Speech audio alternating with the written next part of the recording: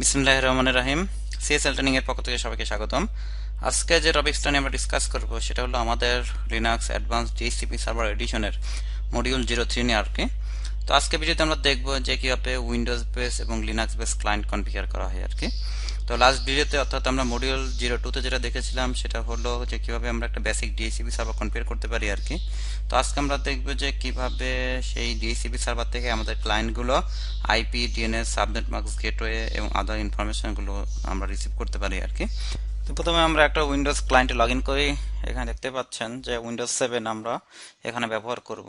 তো প্রথমে log in করার পরে তো এই মুহূর্তে এখানে দেখতে পাচ্ছেন এটা হচ্ছে আমার নেটওয়ার্ক আইকন, অর্থাৎ এখান থেকে আমরা সরাসরি ওপেন করতে পারি আমাদের নেটওয়ার্ক আইকন। আবার আমরা এখান থেকে যে কন্ট্রোল প্যানেল থেকেও আমরা কি নেটওয়ার্ক এবং ইন্টারনেট কানেকশন এখান থেকে আমরা ওপেন করতে পারি আর কি। ওকে, তো আমরা এখান থেকে ওপেন করলে রাইট বাটন ক্লিক করে এখানে দেখতে পাচ্ছেন যে ওপেন নেটওয়ার্ক কানেকশন সেটিং, এটার উপর ক্লিক করলে এখানে দেখতে পারবেন যে চেঞ্জ আরএফএস সেটিং। তো চেঞ্জ আরএফএস সেটিং এ এখানে গেলে যে লোকাল এরিয়া কানেকশন নামে এখানে একটা নেটওয়ার্ক কানেকশন আছে এবং এটা অ্যাক্টিভ কানেকশন আর কি। যদি এখানে অ্যাক্টিভ না থাকে তাহলে এখানে ক্রস বাটন আসতো আর কি। তো এই মুহূর্তে আমরা এখানে দেখি প্রপার্টিসে গেলে দেখতে পারবেন, প্রপার্টিসে গেলে এখানে দুই ধরনের আইপি বসানো যায়, একটা হচ্ছে IPv6 এবং একটা হচ্ছে IPv4। তো যেহেতু আমরা আজকে বা আমাদের এই মডিউলটা IPv4 এর জন্য করা, তো আমরা এখানে IPv4 দেখব। যখন আমরা IPv6 করব তখন আমরা IPv6 দেখব আর কি। তো এখানে আমরা IPv4 দেখব। তো IPv4 প্রপার্টিসে গেলে এখানে দেখতে পাচ্ছেন আমরা যারা ডিএইচসিপি সম্পর্কে জানে তো তারা তো আমরা জানি যে আসলে দুইভাবে আইপি বসানো যায়। একটা হচ্ছে বসানো যায় আপনার অটোমেটিকলি, একটা হচ্ছে ম্যানুয়ালি। তো এখানে উপরটা হচ্ছে অটোমেটিক আইপি, যেটা আমাদের ডিএইচসিপি থেকে আইপি রিসিভ করবে, আর নিচেটা হচ্ছে ম্যানুয়ালি। অর্থাৎ এখন যেটা দেখতে পাচ্ছেন এটা হচ্ছে আমার কি ম্যানুয়াল আইপি এবং ডিএনএস এবং আমাদের সাবনেট মাস্ক এখানে কনফিগার করা আছে আর কি। তো যখন আপনি অটোমেটিকলি করবেন তাহলে আমরা সেক্ষেত্রে অটোমেটিক সিলেকশন করবো আর কি। অর্থাৎ এখন যদি আমি এটা সিলেক্ট করে দিই এবং আমার ডিএনএস এর যদি আমি অটোমেটিকলি করে দিই তাহলে ওকে দেওয়ার পরে আমার এই আইপিটা আসবে হচ্ছে কোথা থেকে, আমাদের ডিএইচসিপি সার্ভার থেকে। তো এখানে দেখতে পাচ্ছেন যে আইডেন্টিফাইং, অর্থাৎ আমাদের এই উইন্ডোজ 7 সিস্টেম অর্থাৎ উইন্ডোজ 7 ডেস্কটপ আমাদের ডিএইচসিপি সার্ভারের কাছে কিন্তু এখন কি কোয়ারি করতেছে। যখন দেখবেন যে আইডেন্টিফাইং, তার মানে আপনার সিস্টেমটা ডিএইচসিপির জন্য সেখানে নেটওয়ার্কে কোয়ারি করতেছে। যদি কোনো ডিএইচসিপি সার্ভার রেসপন্স করে তাহলে কিন্তু আইপি পাবে, আদারওয়াইজ কিন্তু কোনো আইপি পাবে না আর কি। এখানে দেখতে পাচ্ছেন যে এখানে কিন্তু এই মুহূর্তে এটা ট্রাই করতেছে নির্দিষ্ট আইপি রিস্ক পাওয়ার জন্য, কিন্তু এখন পর্যন্ত কোনো আইপি অ্যাড্রেস কিন্তু পায় নাই আর কি। এখানে দেখতে পাচ্ছেন ফাইনালি একটা আমরা আনআইডেন্টিফাইড নেটওয়ার্ক আমরা এখানে পেয়েছি আর কি। তো আমরা এখন যদি এটা রাইট বাটন ক্লিক করে প্রপার্টিসে যাই, তো প্রপার্টিসে গেলে স্ট্যাটাসে গেলে তো এখানে দেখতে পারবেন যে ডিটেলসে এখানে দেখতে পাচ্ছেন যে আমরা আমাদের ডিএইচসিপি সার্ভারের আইপি এখানে পেয়েছি। এখানে দেখতে পাচ্ছেন যে আমরা যে ডোমেন নেমটা ডিক্লেয়ার করেছিলাম অর্থাৎ cslcbt.com সেই ডোমেন নেমটা, এবং এখানে দেখতে পাচ্ছেন আমাদের স্টার্টিং আইপি অ্যাড্রেস ছিল 172.25.11.101 এবং সেই আইপি অ্যাড্রেসটা অর্থাৎ স্টার্টিং আইপি অ্যাড্রেস থেকে শুরু হয়েছে।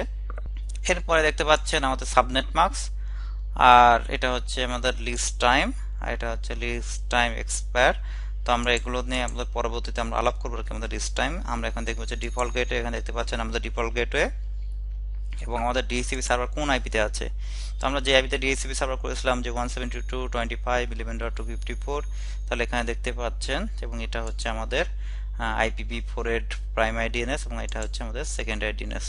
তাহলে আমরা দেখলাম যে আমাদের IPv4 এর ডিএইচসিপি সার্ভার এবং ক্লায়েন্টরা কাজ করছে। এখন এর মধ্যে যদি আমরা পিং করতে চাই অর্থাৎ সিএমডি তে গিয়ে আমরা ইজিলি আমাদের ডিএইচসিপি সার্ভারকে পিং করতে পারবো আর কি 172.25.11.254।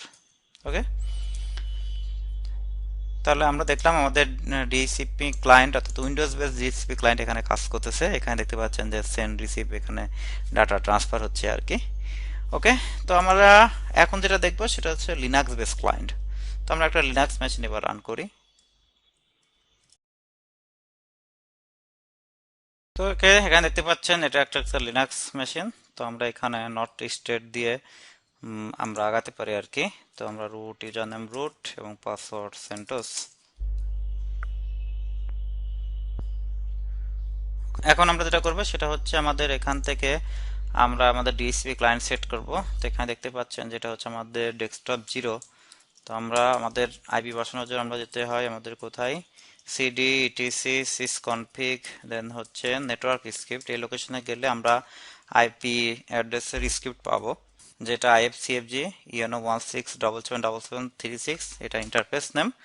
তো আমরা ফার্স্ট এখানে দেখতে পারি যে কনফিগ দিয়ে কত আইপি দেওয়া আছে। এখানে দেখতে পাচ্ছেন 172.25.11.54, অর্থাৎ এটা একটা আইপি এখানে আমার আগে থেকে বসানো আছে আর কি। এই আইপিটা আমাদের হয়তো স্ট্যাটিক আইপি, আমরা এটা দেখতে পারি IFCFG এই ফাইলটা ওপেন করে। তো এখানে দেখতে পাচ্ছেন যেহেতু বুট পোর্টও বুট পোর্টও না, অর্থাৎ এটা আমাদের কি স্ট্যাটিক আইপি। এখানে দেখতে পাচ্ছেন যে আমাদের আইপি অ্যাড্রেস, নেটমাস্ক, গেটওয়ে এবং ডিএনএস। তো আমরা এখানে যেটা করব, এই বুট পোর্টটা শুধু চেঞ্জ করে দেবো, অর্থাৎ বুট পোর্টটা এখানে আমরা করে দেবো DHCP, এবং বাকি অপশনগুলো আমার মতো না হলেও চলবে, অর্থাৎ আইপি ডিডিআর এবং নেটমাস্ক, গেটওয়ে, ডিএনএস এই অপশন আমাদের না হলেও চলবে। তো আমাদের বুট পোর্টও জাস্ট করতে হবে DHCP। তো এরপর আমরা সেভ করব। তো সেভ করার পর আমরা এখন যেটা করব, নেটওয়ার্ক সার্ভিসটা রিস্টার্ট দেবো আর কি, অর্থাৎ সিস্টেম CTL রিস্টার্ট নেটওয়ার্ক সার্ভিসটা সাকসেসফুলি রিস্টার্ট দিলে আমাদের আইপি অ্যাড্রেসটা চলে আসার কথা। এরপর আমরা যদি কনফিগ কমান্ড দিই, তো এখানে দেখতে পাচ্ছেন যে সাকসেসফুলি আমাদের আইপিটাকে সিরিয়ালি আমাদের যেটা পাওয়ার কথা, অর্থাৎ 172.25.11.102। ওকে, তাহলে আমরা দেখলাম যে আমাদের উইন্ডোজ মেশিনটা কত পেয়েছে আইপি 172.25.11.101, আর আমাদের এই লিনাক্স মেশিনটা পেলো হচ্ছে 172.25.11.102।